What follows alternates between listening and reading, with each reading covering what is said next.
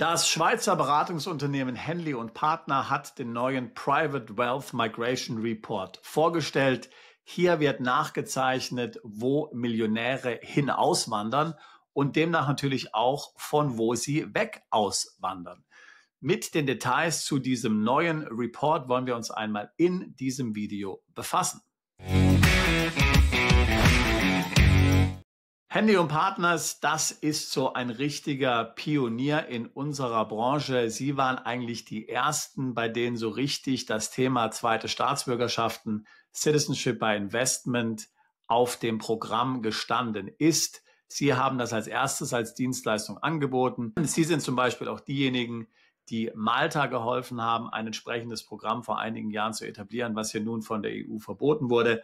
Sie sind also ein richtiger Pionier im Bereich der Investment Migration, wie man das Ganze fachmännisch auf Englisch nennt. Henley & Partner veröffentlicht jedes Jahr einen viel beachteten sogenannten Private Wealth Migration Report. Hier wird nachgezeichnet, wohin Millionäre umziehen, wohin sie auswandern und demnach natürlich auch, aus welchen Ländern sie dann wegziehen, welche Länder hier also Millionäre einbüßen. Wer sind Millionäre gemäß der Definition von Henley & Partner? Es sind jene Personen, die über $1 Million an liquiden Assets verfügen. Wenn also dein einziges Asset eine von dir bewohnte Immobilie im Wert von 5 Millionen Euro ist, würdest du nicht hier in diesem Report als Millionär zählen. Wenn du aber 1 Million Euro auf dem Konto hast, als Festgeld oder auch in Form von Aktien, Anleihen, Krypto und so weiter, dann würdest du hier in der Statistik von Henley & Partner berücksichtigt werden. Wie gesagt, der Report wird hier viel beachtet, auch in den traditionellen Medien. Du wirst es vielleicht schon gesehen haben, es gab einige Presseberichte, auch in den deutschen Medien, wo dieser Report hier referenziert wurde. Das Ganze wird dann immer natürlich auch ein bisschen sensationslüstern aufgemacht, so nach dem Motto, Deutschland verliert hier jede Menge Millionäre, die Reichen verabschieden sich und so weiter. Ganz besonders negativ hat es der UK abbekommen, denn gemäß Henley & Partner sind dort besonders viele Millionäre abgewandert, schon letztes Jahr und dieses Jahr auch wieder. Wir kommen gleich mal zu Details. Das wurde natürlich dann auch in der britischen Politik hier sehr lautstark diskutiert. Im Zentrum stehen hier Gesetzesänderungen der Labour-Partei, aber auch schon natürlich der konservativen Partei. Denn es waren ja die bescheuerten Konservativen, das dürfen wir nicht vergessen. Also die Konservativen unter Rishi Sunak, ja, der hier bekannt geworden ist, weil er Essensgutscheine in der Corona-Krise verteilt hat und später leider Premierminister wurde. Es waren jene Konservativen, die nichts Besseres zu tun hatten, als den Non-Dom-Status im UK abzuschaffen. Ein steuerliches Vorteilsprogramm, was es seit über 200 Jahren gibt, was dem UK immens geholfen hat. London wäre nicht die Stadt, die es heute ist, wäre es nicht für den Non-Dom-Status. Aber unsere kurzsichtigen, populistischen Politiker sehen das natürlich nicht. Sie wollen einfach hier das dumme Volk befrieden, das schreit, weil angeblich Ausländer im UK hier leben können, ohne Steuern zahlen zu müssen, was natürlich totaler Quatsch ist. Also diese Gesetzesänderungen werden hier natürlich heiß diskutiert. Die Labour-Partei hat ja dann natürlich hier, wie man es von den Sozis nicht anders erwarten kann, nochmal kräftig hier draufgelegt, ideologisch hier zum Beispiel Mehrwertsteuer eingeführt auf Schulgelder bei Privatschulen und all so ein Quatsch. Also, das heißt, angeblich sind hier sehr viele Millionäre aus UK abgewandert, aus genau diesen Gründen. Und all jene Presseberichte, die darüber schreiben und die dann auch die britischen Politiker deswegen kritisieren, verweisen immer auf den gleichen Report. Es ist genau dieser Private Wealth Migration Report von Henley & Partner. Ich mache natürlich einen Link zu diesem Report hier in die Beschreibung dieses Videos mit hinein. Bevor ich jetzt zu dem eigentlichen Report komme und wir uns einmal die Tabelle anschauen, die das Kernstück dieses Reportes ist, nämlich die Tabelle nach Ländern sortiert, nach Zugängen und Abgängen, ist natürlich wichtig zu verstehen, wie eigentlich Henley diesen Report produziert. Was sind eigentlich die Quellen? Daher will ich mir das noch kurz mit dir anschauen, bevor wir uns jetzt den eigentlichen Report dann widmen. Auf der Webseite hier unter Methodology, also unter Methodik, wird beschrieben, welche Datenquellen hier verwendet werden. Also zunächst mal Investment Migration Statistics in each country. Die meisten Länder veröffentlichen ja Zahlen dafür, wie viele permanente Aufenthaltsbewilligungen verschiedener Kategorien sie ausgegeben haben. Darauf spricht Henley hier an. Dann haben sie offensichtlich auch eine interne Datenbank, wahrscheinlich ihr eigener Newsletter, ihre eigenen Erhebungen, die sie hierzu verwenden. Dann wird hier auf ein anderes Institut angesprochen, New World Wealth. Die haben offensichtlich eine Datenbank mit 150.000 Wohlhabenden und deren Daten, die man hier heranzieht. Dann gibt es hier Daten zu Family Offices, die etabliert werden. Dann verwendet man die Daten von öffentlich zugänglichen Grundbüchern. Dann nimmt man hier Handelsregisterdaten und schließlich auch noch Daten von Umzugsfirmen, die Reichen helfen, ihre Sachen ins Ausland zu bringen. Leider veröffentlicht Henley und Partner nicht ihre Rohdaten. Ich finde auch die ganze Beschreibung hier der Methodik ziemlich schwammig und daher muss ich sagen, dass ich mir nicht wirklich sicher bin, was viele der Zahlen anbelangt, die Henley und Partner hier veröffentlicht. Ich werde nachher ein paar konkrete Beispiele zeigen, die mich dann wirklich diesen Report ein bisschen in Frage stellen lassen. Das muss ich schon ganz ehrlich sagen. Den generellen globalen Trend, dem will ich hier gar nicht widersprechen. Der ist definitiv so. Es wandern extrem viele wohlhabende Personen aus. Die Gründe dafür sollten niemanden wundern. Zunächst mal natürlich die geopolitische Situation, die wir zum Beispiel in Europa haben, aber auch weltweit. Aber dann natürlich auch immer das Geschrei hier nach Vermögenssteuer, weitere Maßnahmen der EU, wie jetzt zum Beispiel das zentrale Kontenregister oder auch der neue Informationsaustausch hier in puncto Kryptoassets, also KAF, der 2027 hier in Kraft tritt. Also all die Maßnahmen, die wir hier tagtäglich beobachten können, digitaler Euro und so weiter und so fort, die bestärken natürlich viele Wohlhabende darin, dass sich die EU in die falsche Richtung bewegt. Und daher darf es natürlich niemanden verwundern, dass extrem viele Wohlhabende die EU und natürlich auch andere Länder verlassen. Das ist ganz klar.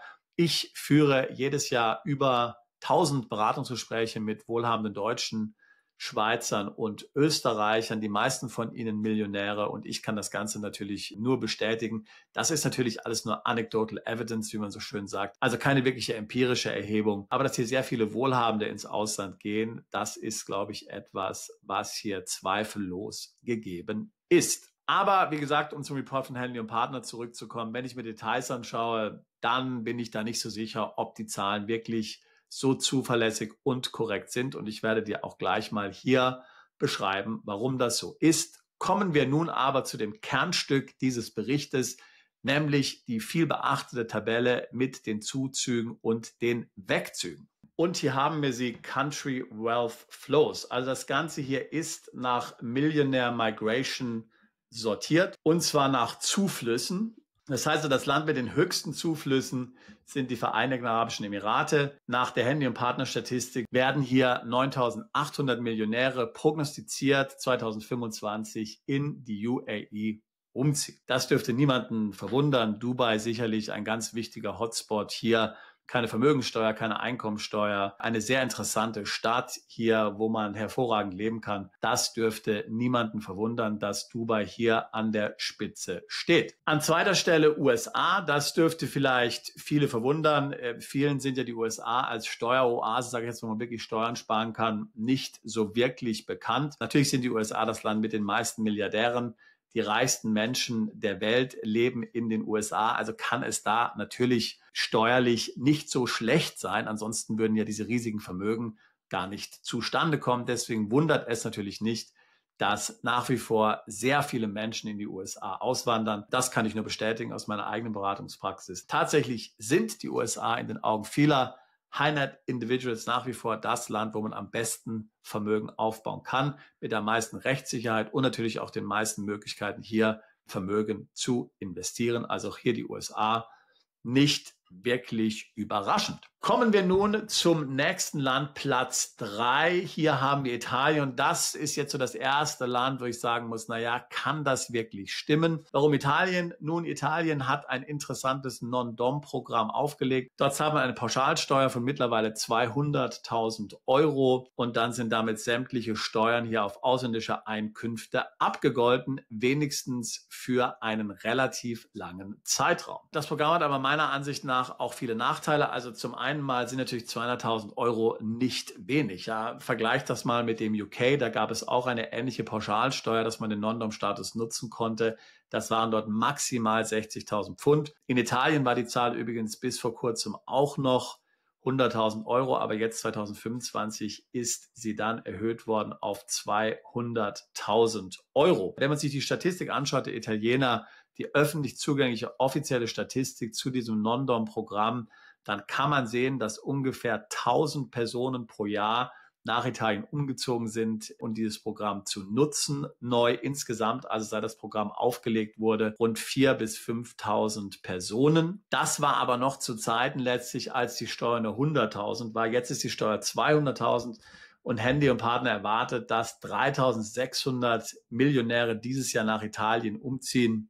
Ich habe meine Bedenken. Ich kann mir nicht vorstellen, dass diese Zahl stimmt. Warum sollte ich das auch machen wollen? Warum sollte ich nach Italien umziehen und 200.000 Euro bezahlen, wenn ich auch in anderen Ländern praktisch hier ohne diese 200.000 Euro Steuer leben kann und trotzdem ja sehr viel Zeit in Italien verbringen kann, wenn ich das gerne möchte. Ich könnte ja zum Beispiel einfach meinen Hauptwohnsitz in Malta haben und dann die Hälfte der Zeit in Italien verbringen und hätte dort letztlich steuerlich gesehen ziemlich wenig Probleme. Also daher 3.600 scheint mir ziemlich hoch zu sein. Die nächsten Länder auf der Liste sind Schweiz, Saudi-Arabien, Singapur. Das sind jetzt ja so ziemlich, würde man sagen, die üblichen Verdächtigen. Das macht aus meiner Sicht natürlich Sinn. Saudi-Arabien sehr stark im Kommen, muss man sagen. Das beobachten wir auch bei uns in der Beratungspraxis. Man sagt, Saudi-Arabien ist das neue Dubai. Es wundert mich nicht, dass die jetzt hier so stark letztlich hier nach oben geklettert sind in diesem Report. Singapur sowieso nicht. Portugal und Griechenland wundert mich auch nicht wirklich. Portugal hatte jetzt einen neuen NHR-Status, wobei der eigentlich für Privatiers